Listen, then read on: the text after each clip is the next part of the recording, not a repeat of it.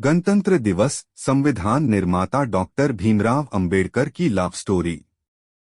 26 जनवरी 1950 को भारत सरकार अधिनियम 1935 के स्थान पर हमारा संविधान लागू हुआ था। संविधान निर्माताओं ने इसे बनाकर ये बोध कराया कि अब हम पूर्ण रूप से आजाद हैं।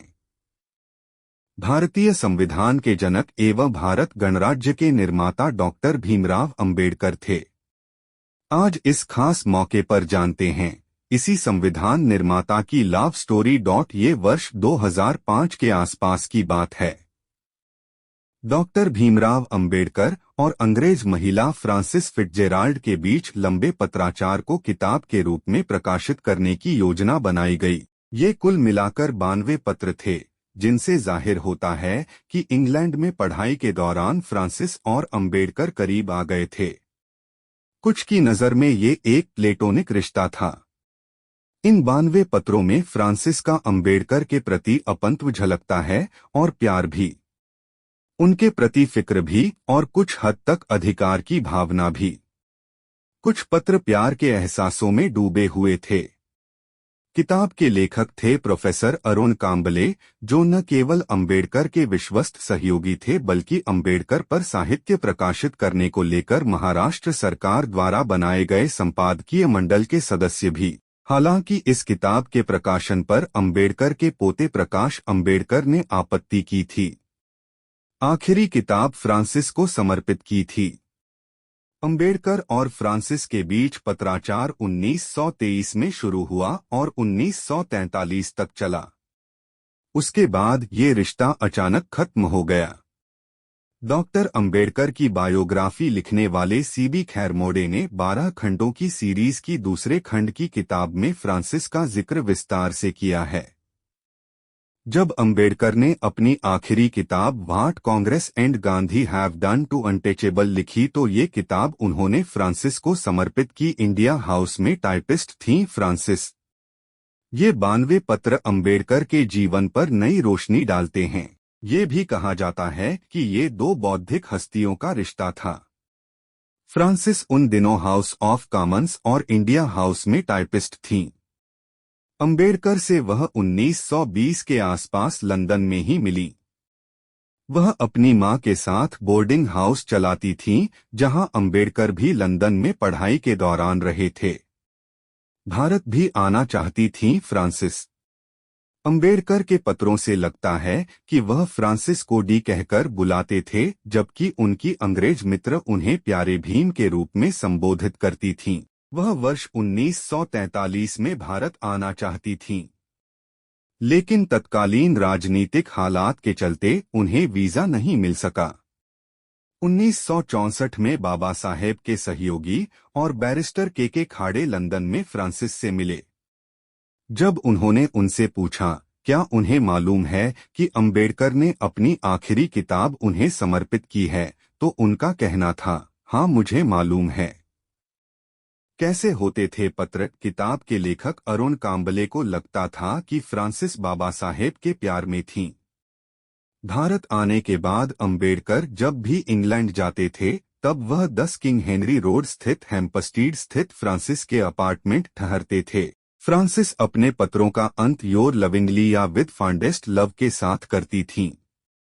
इन पत्रों में प्यार की गर्मी और एहसास महसूस होते हैं। चूंकि फ्रांसिस हाउस ऑफ कॉमन्स में काम करती थीं, लिहाजा वहां की गतिविधियों की जानकारी उन्हें देती रहती थीं।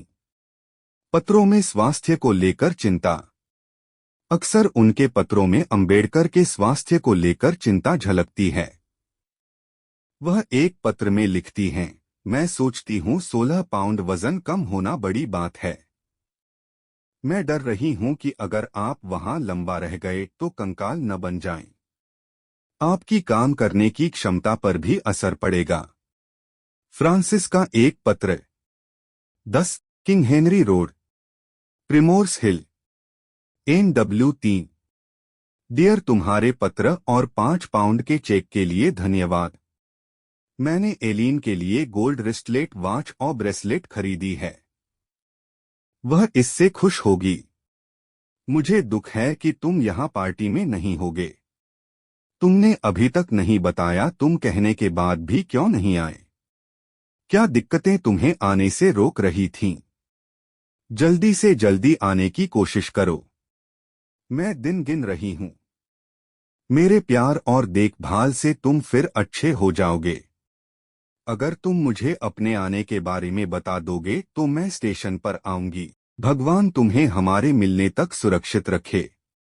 प्यार सहित, हमेशा तुम्हारी। आगाह भी किया। अपने एक पत्र में फ्रांसिस ने उन्हें आगाह भी किया कि वह उसके प्यार में नहीं पड़े, वह केवल उनके हैं। लेकिन न जाने क्या हुआ कि वर्ष 1943 के बाद दोनों के बीच पत्राचार और संबंध खत्म हो गया। अंबेडकर की व्यस्तताएं भी भारतीय राजनीति में बढ़ गई थीं। डॉक्टर सविता से नजदीकी और दूसरा विवाह। वर्ष 1947 के आसपास Baba Saheb diabetes, blood pressure से काफी परेशान थे। पैरों में दिक्कत बढ़ गई थी। इलाज की सलाह दी गई। मुंबई की डॉक्टर सविता ने इलाज शुरू किया। वह पुणे के संभ्रांत मराठी ब्राह्मण परिवार से ताल्लुक रखती थीं। इलाज के दौरान वह डॉक्टर अंबेडकर के करीब आईं। दोनों की उम्र में अंतर था। 15 अप्रैल 1948 को अंबेडकर ने अपने दिल्ली स्थित आवास में उनसे शादी कर ली। दूसरी शादी से फैली नाराजगी। जब शादी हुई तो न केवल ब्राह्मण बल्कि दलितों का बड़ा वर्ग भी खासा कुपित था। अंबेडकर के बेटे और नजदीकी रिश्तेदारों को भी ये शादी रास नहीं आई। रिश्तेदारों में यह खटास जिंदगी भर बनी रही। विवादों को किनारे रखें तो कोई शक नहीं कि डॉक्टर सविता माई, बाद में उन्हें माई ही कहा जाने लगा था, ने पूरी निष्ठा के साथ मरते दम तक अंबेडकर का ख्याल रखा, उनकी सेवा में जुटी रहीं। बाबा साहेब की पहली शादी। बाबा साहेब की पहली शादी 1906 में हुई थी। बाबा साहेब 15 साल के थे। पहली पत्नी रमाबाई और कम उम्र की थीं। शादी के बाद अंबेडकर की पढ़ाई जारी रही। बैरिस्ट्री की पढ़ाई करने के लिए वह इंग्लैंड गए। लौटकर दलितों के उत्थान के अभियान से जोर शोर से जुड़ गए। पहली पत्नी से 5 बच्चे हुए। लंबी बीमारी के बाद रमाबाई का 1935 में निधन हो गया। दोस्तों, बस आज के लिए इतना ही। मिलते किसी और वीडियो में, तब तक के लिए जय भीम, जय संविधान।